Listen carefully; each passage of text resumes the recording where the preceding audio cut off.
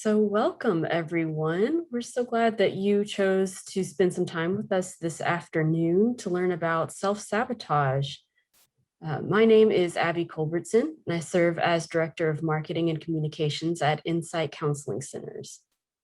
So, Insight exists to restore lives to wholeness, mentally, emotionally, and spiritually. We provide psychotherapy to individuals, families, and couples in 8 offices across Middle Tennessee and throughout the state of Tennessee through telehealth. We also offer training for future therapists through clinical internships and supervision. And we offer mental health awareness education to the communities that we serve through events like this. This event is provided in part by the Community Foundation of Middle Tennessee, and we're very grateful to them for their support. So our webinar today is being recorded, and we will share that later on our website, insightcounselingcenters.org. So if you find this information helpful and you know of someone who might benefit, please feel free to share. Toward the end of our time together today, I will post a brief survey, feedback survey. If you would, please fill that out. It helps us to know what is effective as we continue our 2021 webinar series. So I would now like to introduce you to our presenter today, Dr. Amanda W. Myers. Amanda, would you please tell us a little bit about yourself and your therapy practice? Absolutely. Hi, everybody. So I grew up in Murfreesboro, Tennessee, and went to college in South Carolina and ended up back in Murfreesboro. And my career path was in public health promotion and education. And I always minored in special education. And then I got a master's degree in child development and family studies and realized I still can't do anything with this. So I had worked at an early intervention center, and I thought I wanted to work individually with children, but I noticed that it was really the whole family system that needed the support and the intervention and the help. And I could do things all day long one-on-one with a child, but they didn't have the ability to verbalize to their parents, no, do it this way. And so that's where I decided I wanted to be a family therapist. And so I went to Louisville and was there for 5 years and did my training in marriage and family therapy there. And I got licensed there. I was an in-home therapist for children on the autism spectrum. And then I moved back home to Murfreesboro for a year, and I taught at Middle Tennessee State University. And it was just an interim position while they were looking for a tenured faculty member. And it gave me a little bit of a break because I was pretty exhausted after 5 years in Louisville. And they told me that I was great with college students and that I needed to go to get a PhD. And so I asked them to write me a letter of recommendation. And then I went back to Kentucky to Lexington this time. And I was there for about 5 years, and I got my PhD in family sciences, and I studied couples when someone has a weight loss surgery. So my passions have really been in autism and obesity. And I've always loved college students. So, I mean, I did higher education for 17 years as a student. So it was always a good gig for me.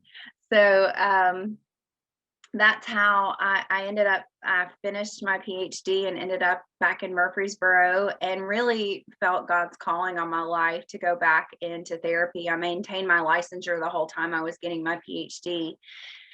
And I was looking for a community of like-minded therapists, and I found Insight, and I've been there it was 3 years in May that I've been with Insight. So I work at Insight part-time as a therapist, and then I also work at the hospital here in Murfreesboro, St. Thomas Rutherford Hospital, as the weight loss surgery support group leader. So I have 2 part-time gigs, and I'm a full-time mom of a 2-year-old. So that's a little bit about me and my practice and how I got here. And the pandemic has really lended itself to folks being face to face with some of their previous habits, hurts, and hangups, as they like to say in Celebrate Recovery. And so this whole talk idea around self-sabotage came from my work with clients at Insight, and then with some of my patients at the bariatric center too. Why did I go back to this? Why am I doing this again? This thing that I know is not good for me. So there's a little bit of how self-sabotage got brought up as a topic. It was from clients and patients. Thank you so much. Well, You're if we are welcome. ready, I can start sharing the screen for you. Okay. Yes. So given that I do have a 2-year-old, she sat in my lap one day and I thought she was just, perfectly still and content. And she hit something on my computer and I have not been able to share screens since. So Abby is so graciously going to be our PowerPoint MC for today. So thank you, Abby. I appreciate it. All right, so today's talk, as I mentioned, is on self-sabotage, and I've really broken it down into 3 different areas of self-sabotage, 3 different ways that we end up doing the things that we know we don't need to do. Maybe we've even been recovered from, and then we still go back.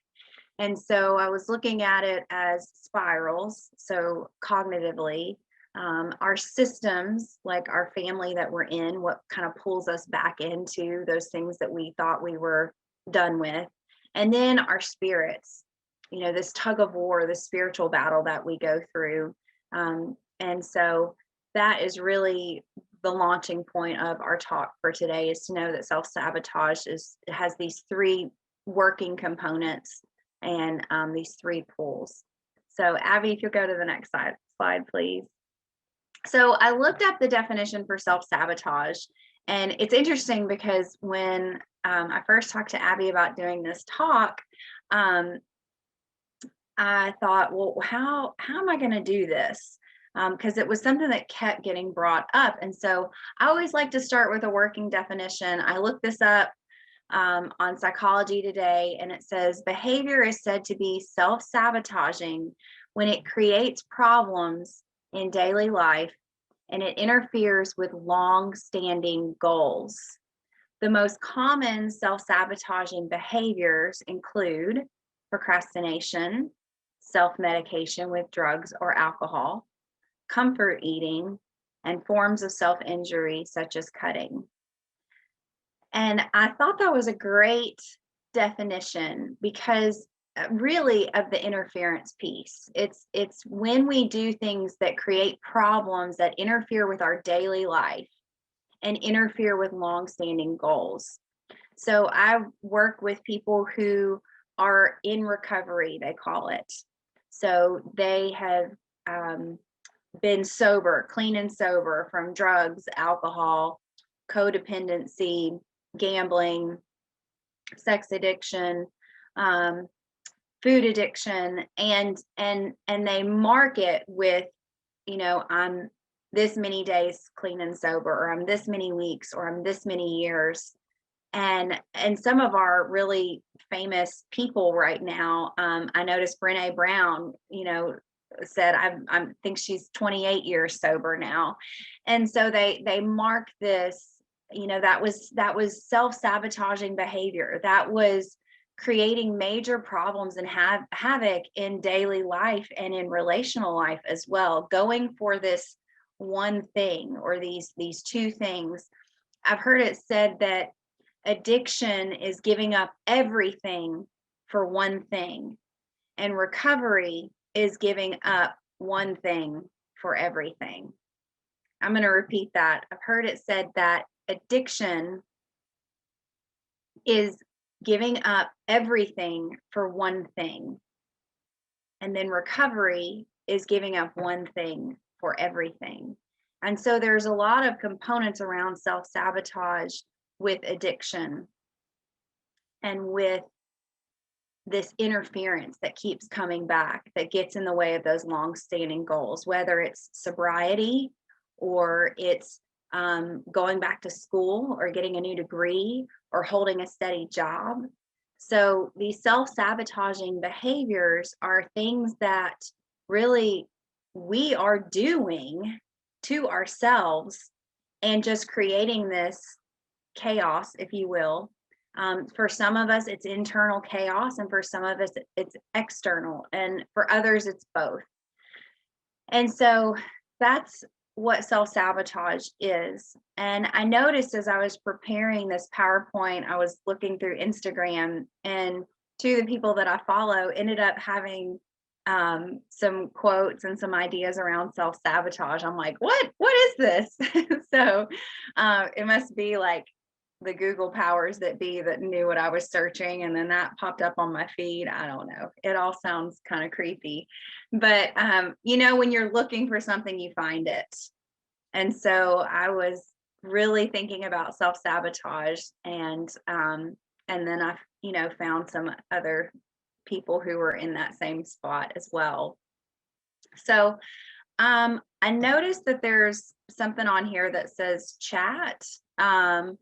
Okay, thanks for the person who said we're doing great and you're cheering us on. Good deal. So I'm a teacher by heart. So if at any point there is a question or you want to raise your hand or you want to make a comment, you will not throw me off at all. I lead weight loss surgery support groups. I led one last night and there were 70 people. It was virtual. And so I'm used to lots of feed. Obviously, I can't read and talk at the same time, but I will take a pause just to see if there's anything in real time that needs to get addressed. We'll have time for questions and answers at the end.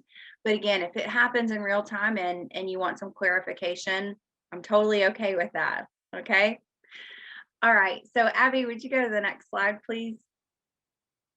So as I said before, self-sabotage tends to run in three different roads of ruin. Okay, there's three different entry points. And these are in no particular order, but the first one that we're going to talk about is spirals. So when I'm working with my clients, they are so gracious to tell me about a certain thought that then led to a certain behavior or feeling. And that's, we've heard the battle is in the mind. But that's how I got this understanding of these thought spirals. So it first starts with, for instance, with your spouse or your partner, they decide to, I don't know, leave all, let's see, what's a good example?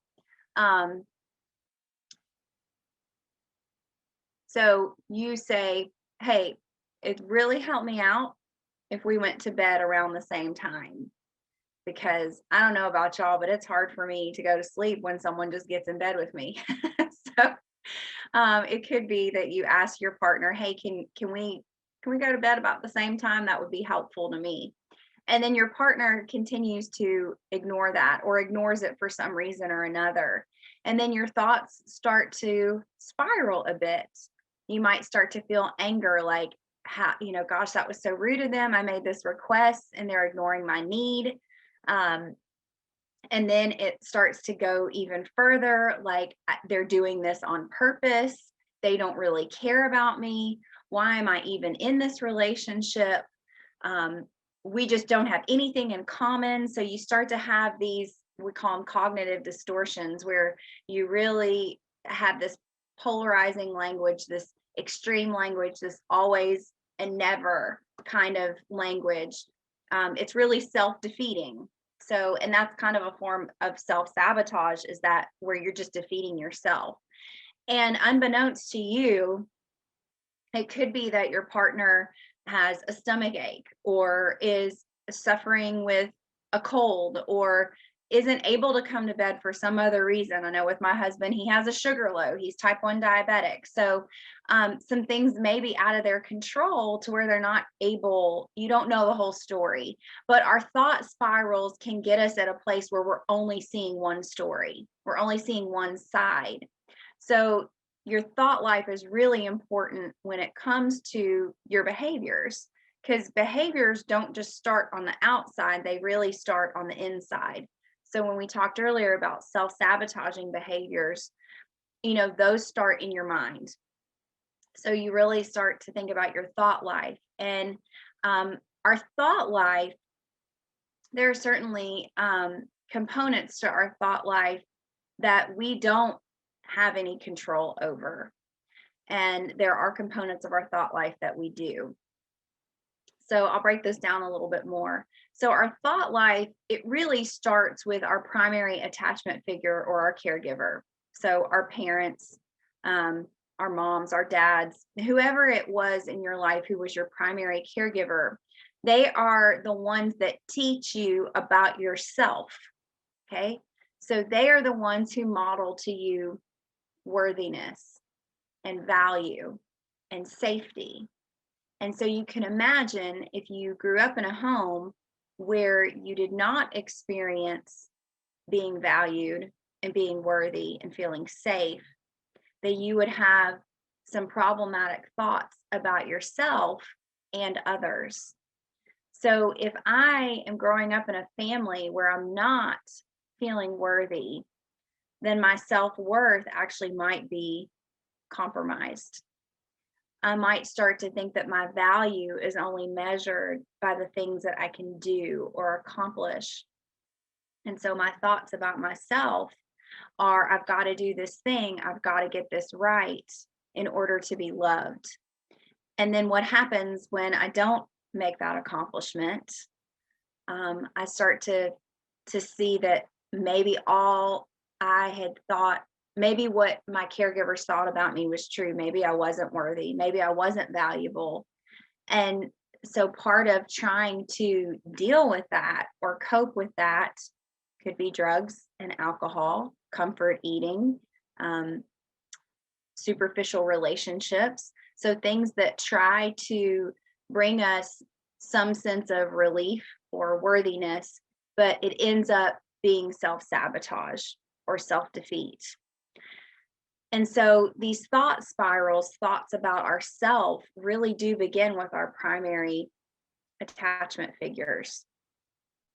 And it happens as soon as we're born. So you think about a baby, and when they cry, they get hugged or loved or cuddled or swaddled, they get changed, they get food. But if you're not given that attention as a baby, then you start to wonder, well, why should I even cry? Why should I even let my needs be known?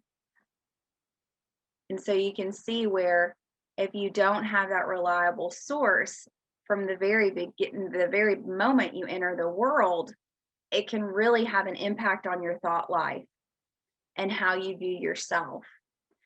What I've noticed in working in the field of addiction and recovery is that the thought life can be pretty problematic. That there are thoughts about self, like that are really damaging. Like, I'm worthless, I'm scum, I'm no good, nobody wants me, so why should I even try to get well? And then there's also thoughts about others.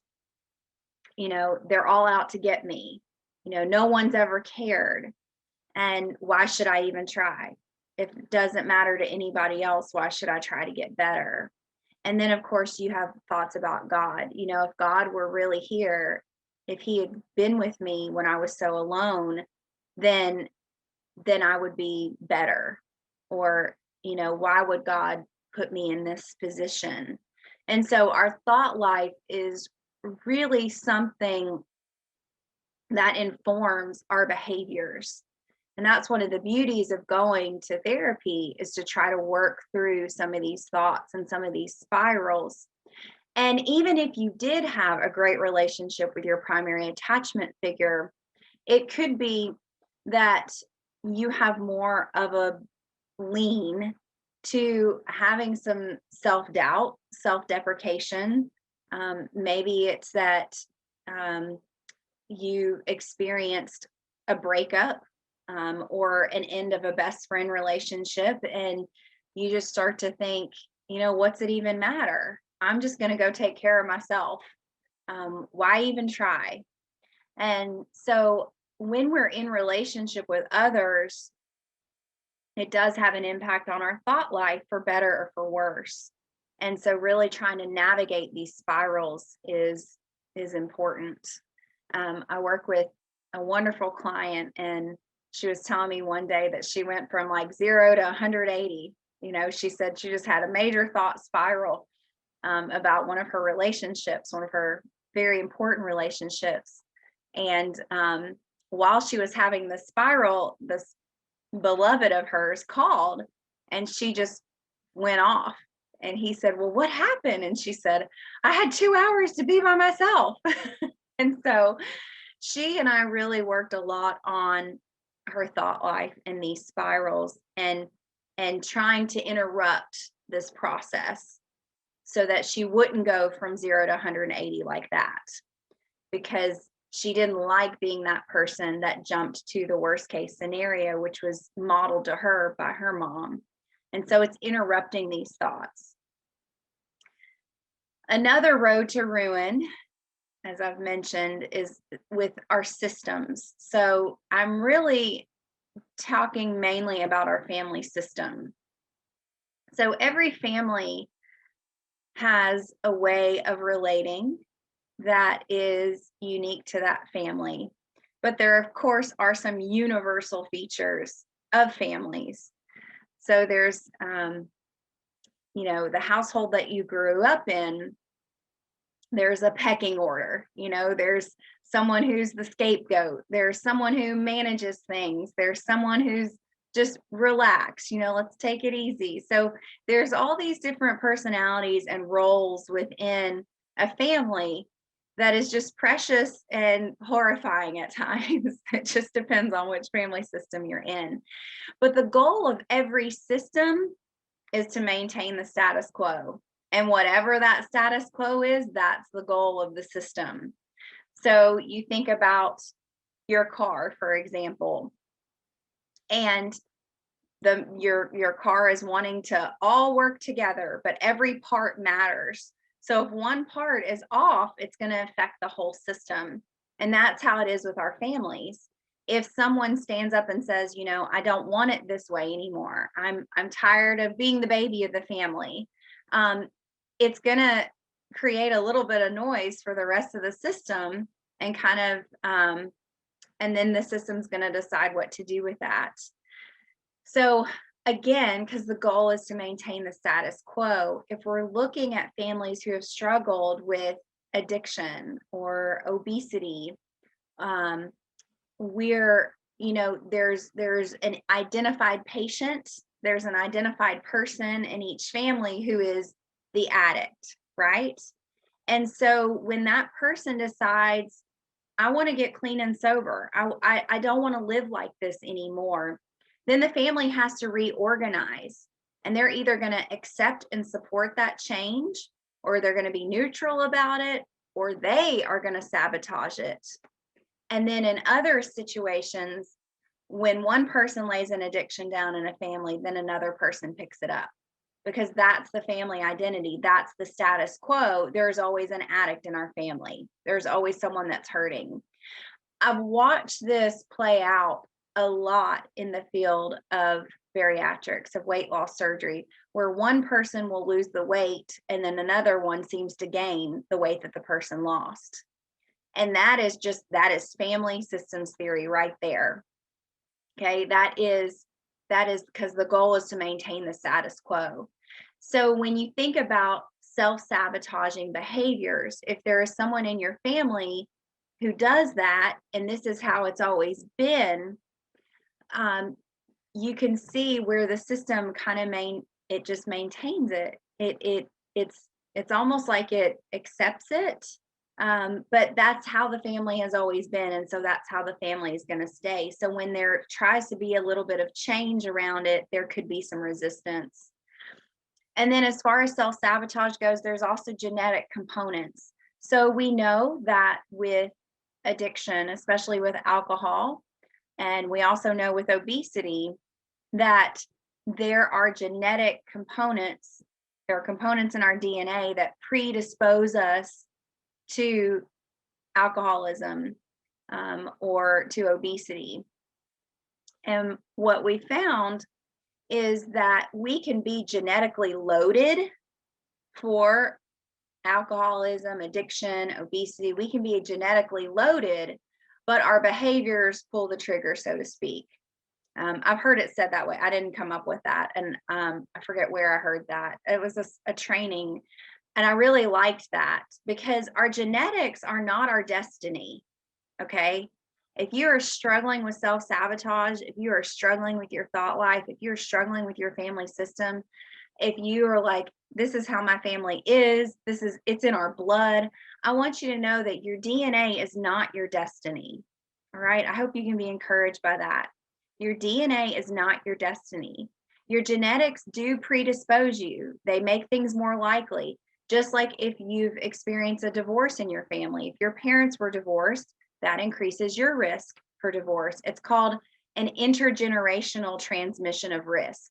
Okay, so what happened in this generation is more likely there's a risk factor of transmitting it down to the next generation. But just because this happened in your family, it doesn't mean that you're absolutely going to repeat it, but it's good information to have.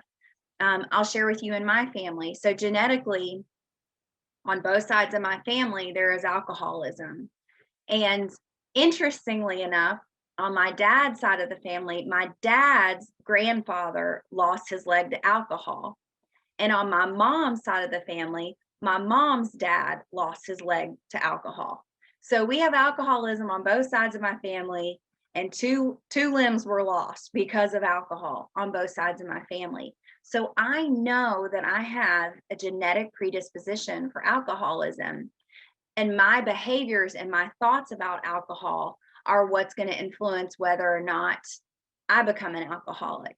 So given that I have it on both sides of my family and that there were limbs lost, I've made the choice to not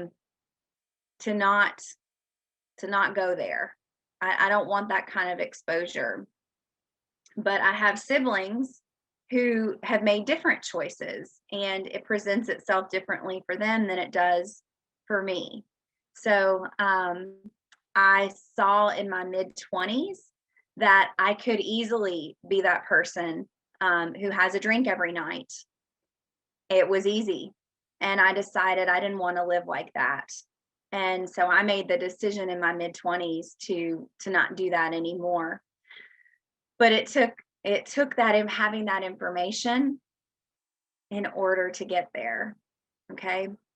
And so we've talked about self-sabotage, how it starts in our thought life and how it can enter with our primary attachment figures as far as our worthiness and value goes, and then the safety of others.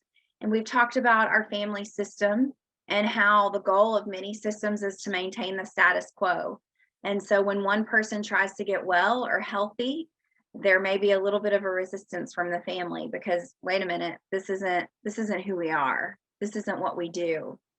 And now I want to talk to you about the spiritual components of self-sabotage. So again, self-sabotage are those behaviors that interfere with our daily life, and they keep us from getting to our goals, whether that's a goal of sobriety or a weight loss goal or a relational goal or a career goal. These behaviors, and sometimes these behaviors are done in secret, they're closeted, they keep us from getting to where we want to be. And there is no one who highlights this as beautifully as the Apostle Paul does in Romans. And so I'm going to read to you out of Romans 7 what Paul talks about wanting to do good. So he says, I do not understand what I do. For what I want to do, I do not do. but what I hate, I do. And if I do what I do not want to do, I agree that the law is good. As it is no longer I myself who do it, but it is sin living in me. For I know that good itself does not dwell in me, that is, in my sinful nature. For I have the desire to do what is good, but I cannot carry it out. For I do not do the good I want to do, but the evil I do not want to do, this I keep on doing. Now, if I do what I do not want to do, it is no longer I who do it, but it is sin living in me that does it. So I find this law at work. Although I want to do good, evil is right there with me. For in my inner being, I delight in God's law, but I see another law at work in me, waging war against the law of my mind and making me a prisoner of the law of sin. Gotta turn the page. At work within me. What a wretched man I am. Who will rescue me from this body that is subject to death? Thanks be to God, who delivers me through Jesus Christ, our Lord.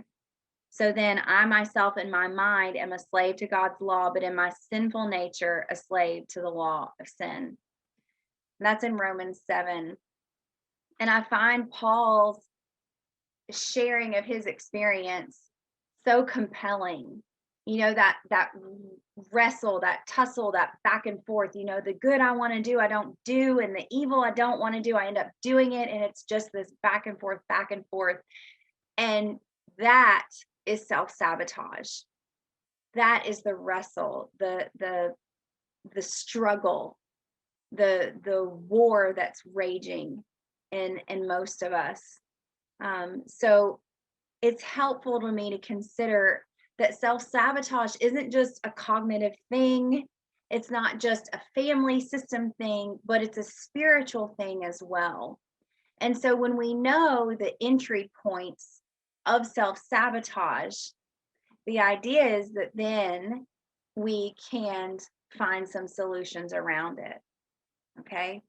So I want to check in and just see if anybody's, no, I don't see that anybody's chatted or raised a hand. Okay. So Abby, let's move on to the next slide, please. So I want you all to consider 3 ways of overcoming.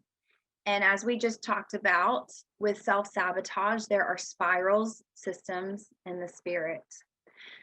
So with your spirals, I want to invite you to consider that your thought life is not fixed. All right. Your thought life isn't fixed. You're not stuck in these thoughts. You're not always going to go from 0 to 180 just like that and go to these extremes and labeling yourself and should statements and overgeneralization and just getting into these ruts. You're not fixed. You don't have to stay there. And for some people, these self-sabotaging thoughts and these desires, like, gosh, if I could just get a drink, I'd feel better. Gosh, if I could just have that pint of ice cream, that would really, really help. Oh man, if I could just talk to a plate of brownies right now with my best friend, you know, that would just be great. But the thing is about self-sabotaging is that when you do that thing, you're never satiated. So for me, my personal experience has been with sugar. I'm a self-identified, self-labeled sugar addict, and I was a closet eater, and I was a binge eater. So I would eat tons. I would do it in secret, and it really impacted my health and my relationships with others. And it was complete self-sabotage. And I would have these really intrusive thoughts at night, thinking about what I was going to eat the next day. And it was pretty devastating for me because I couldn't seem to get rid of these thoughts. And part of why I couldn't get rid of the thoughts is because I was still engaging in the sugar. I was still binging. I was still closet eating. And so my thought life couldn't get better until I started to nourish my body with the right food and to confess what I was doing. And so some of us, it's that we need better nutrition on board in order to have clearer thinking. So it's that we may need a recovery group if we're trying to get clean and sober from drugs and alcohol, or if you're that person who has to have a drink every night and you don't want to be that person anymore. It's important that you have some support around keeping you from these spirals and knowing that you're going to have cravings, you're going to have desires, you're going to have wants, you may have a little sadness. Sometimes I have some sadness, like, dang, I was feeling really like the addict in me was coming out again. And so I've had to abstain from sugar again. But I know this about myself. And I know that when I get too much on board, that it only yields to more, and more, always wanting more. And that just sabotages my work. I mean, I'm a professional in bariatrics. So the self-sabotage is real, y'all. Sometimes our career is a calling, and sometimes it's a mission because of what we've been through and wanting to help others to overcome. So again, I want you to know that your thought life is not fixed. And these intrusive thoughts of I've got to have this thing, or I must, I'm gonna lose it if I don't. Once we say no to those certain self-sabotaging behaviors, every time we say no, it gets easier. It's never easy, but it gets easier. I've heard it said once that change at first is unbearable. Change at first is unbearable. And then it just becomes uncomfortable. And then it becomes unstoppable.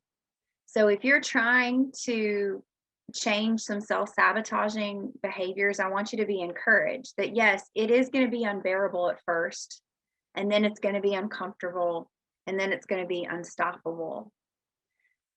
The next thing I want to talk to you about for overcoming is to think about your systems.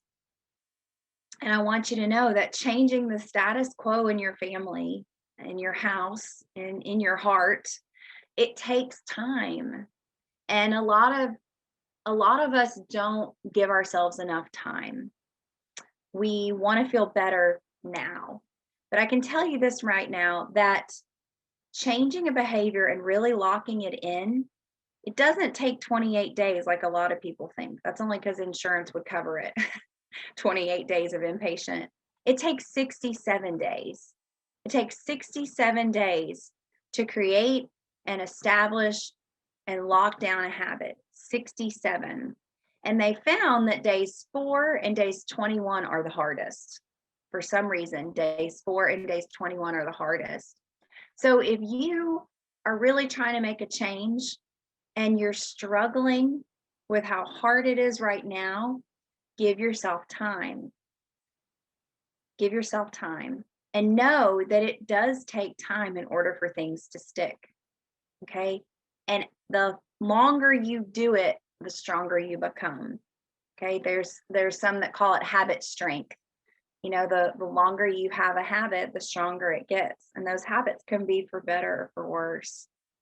So I want you to consider with your spirals, that your thought spirals that lead you to self-sabotage, that your thoughts aren't fixed. You can change them. Your systems, they're not as rigid as you think they might be. And it takes time.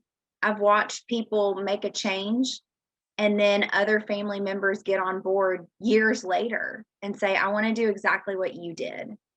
So you never know how changing you can influence other people. And then finally, some other considerations for overcoming is that we are spiritual beings here on this earth. And Jesus is here to equip us with his peace. The first thing he said when he saw the disciples in the upper room is peace, and he breathed on them. And so sometimes when I'm really struggling and I'm really having that craving or that gosh, sugar would really fix this right now. A big bowl of ice cream would help so much, or a big glob of peanut butter. I think about Jesus breathing peace over me. And really, that's what I need in those moments. I need his peace. I don't need that thing that ends up destroying me or invalidating me or making me feel less than. Because that's the thing about self-sabotage. The other side of it is we end up feeling terrible about ourselves. Like, I've done it again. Like that Britney Spears song, "Oops, I did it again." I did it again. Here we are. And so when I think about Jesus and the peace that he came to bring us and the peace that's available to us now, it really helps me to position myself to be an overcomer, to square my shoulders back, to not have that pity party, and to say, I'm going to do this with the Lord's help. And God also offers his healing and his love through the Holy Spirit. So we are spiritual beings here on this earth, but God gives us his Holy Spirit to walk with us and to lead us into better places. It's not, peace is not the absence of chaos, but it's finding the still in those moments of chaos. Okay. And then we are new creations, with God. He says that we are created in his image. And when we accept Jesus into our lives and ask him to be Lord and for him to be number one, we become these new creations, and the old is gone and the new has come. And there are times when that is a wrestle and a tussle, just like the Apostle Paul said, the good things I want to do, I don't. And the evil is right there behind me. It's just right there knocking at my door. But it gives me comfort to know that God gives us the Holy Spirit so that we're not alone, and so that we can overcome, and so that we can be equipped. So while we have spirals and systems and spirits, and those can be entry points for self-sabotage, there are also entry points for overcoming. Okay. All right, Abby, let's go to the next slide. So this is where I talk about the gift of therapy.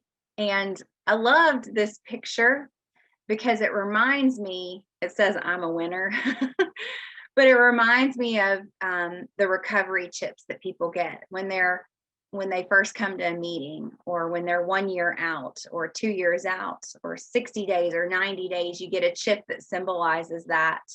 And so that's what I loved, is the thought of overcoming and getting to pick up a new chip rather than the one that's self-sabotage, that continues to create that experience of defeat, but putting on the new, and I'm a winner and I'm an overcomer.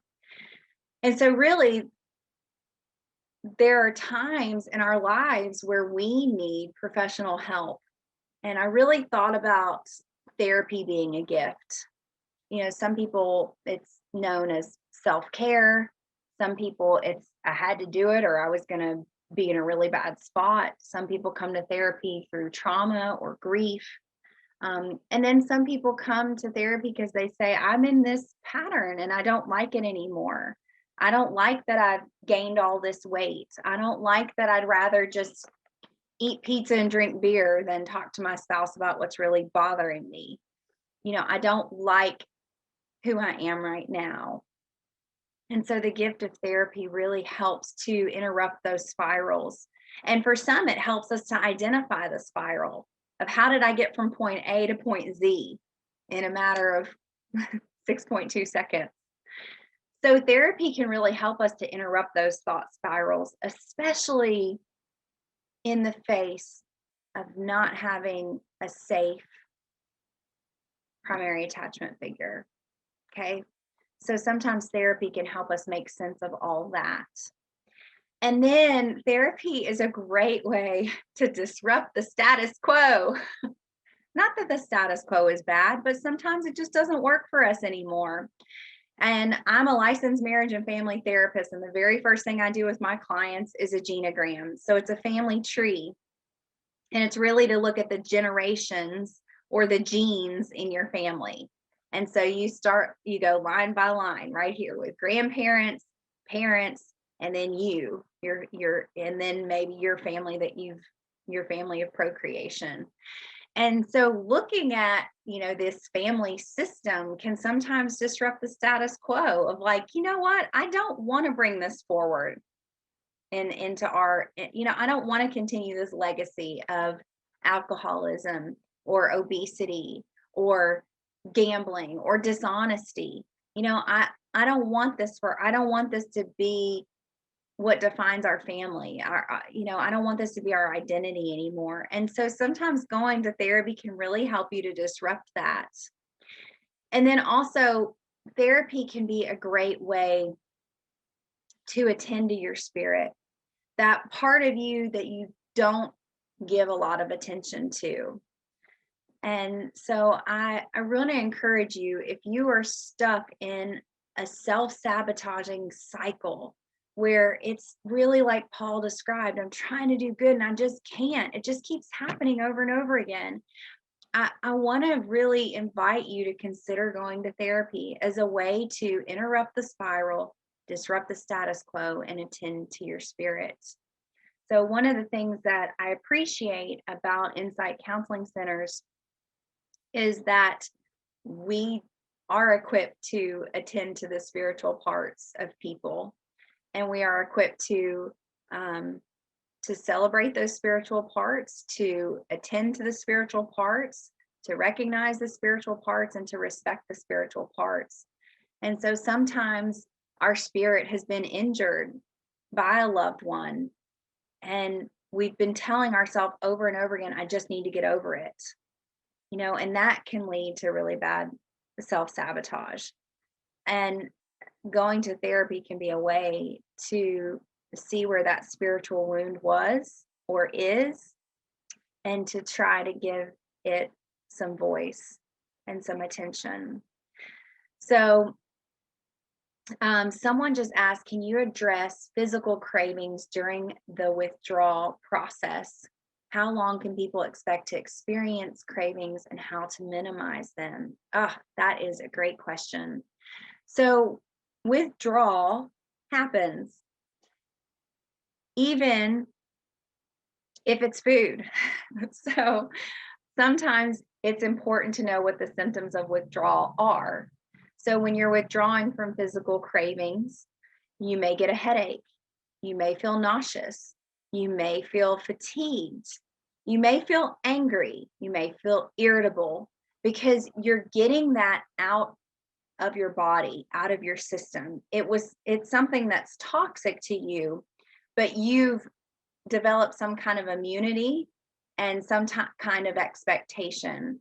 So as I mentioned before, when you're changing a habit, it takes 67 days, and days 4 and 21 are the hardest. That's what we know from the neuroscientists. And so while I don't have an exact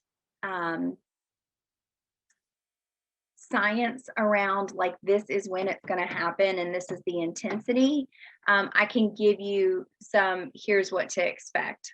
Days 4 and 21 are the hardest.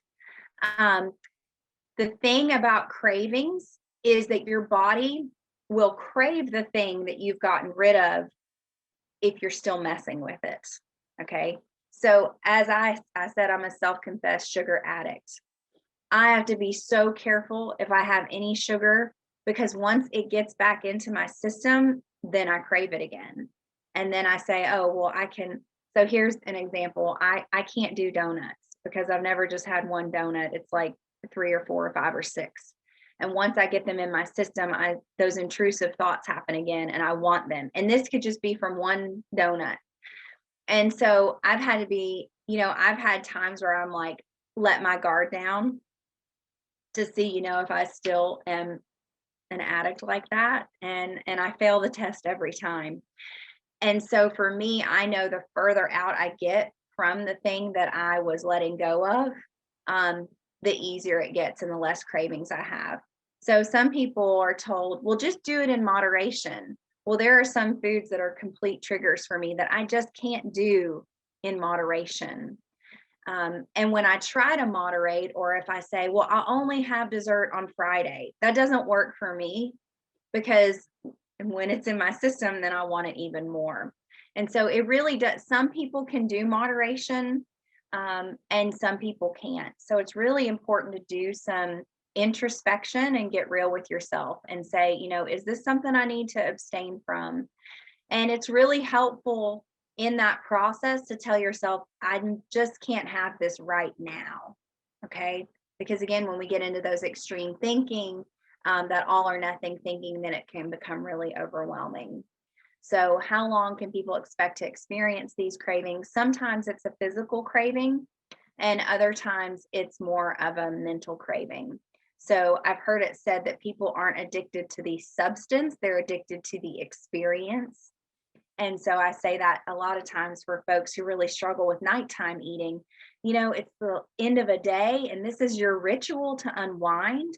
And so we're going to put something else different in it instead of that, row of Oreos or bag of chips or graham crackers and peanut butter. We'll do something different. Like if you have to have something going in your mouth, let's look at these options instead. And so you have to think about it too. Is it the substance that I'm addicted to, or is it the experience?